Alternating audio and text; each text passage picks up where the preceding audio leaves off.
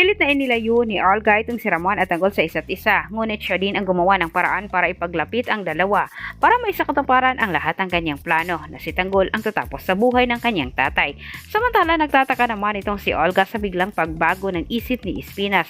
Ayaw na nila Espinas na galawin itong si Tanggol kahit inalok pa sila ni Olga ng malaking bayad. Kahit hindi natahimik ang isip ni Olga, nakipagkita uli itong si Olga kay Balatugan para alamin niya mismo kay Balatugan ang ginagawa o kaya gagawin pa lang ni Espinas dito kay Tanggol. At sa kanilang pagharap, hindi naman nagdadalawang isip itong si Balatugan dahil tinapalan din siya ng malaking halaga ni Olga para sabihin ang totoo. At sinabi naman ni Balatugan ang totoong papel ni Tanggol dito sa loob ng kulungan. At naisip naman ni Olga sa pagkakataong ito na maaari umano niyang gamitin ang pagiging hitman ni Tanggol para may sakatuparan ang kanyang plano na si Tanggol ang tatapos sa buhay ng kanyang tatay. Kaya't muling napasabi itong si Olga kay Balatugan dito kay Espinas na may isa umano siyang gustong ipatumba.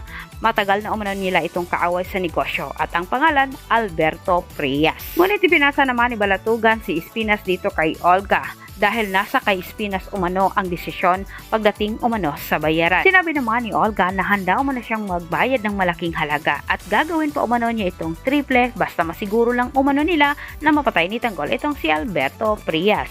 Wala namang pag-alinlangan itong si Balatugan, siya na ang nagdesisyon at tinanggap niya ang alok ni Olga at agad naman niya itong ipinarating kay Espinas.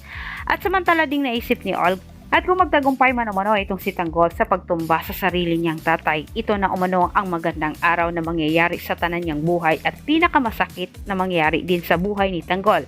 Dahil kapag sa oras na mawala na itong si Ramon, magtagumpay si Tanggol, handa na umano niyang aminin kay Tanggol ang buong katotohanan na ang pinatay nito ang sarili niyang tatay.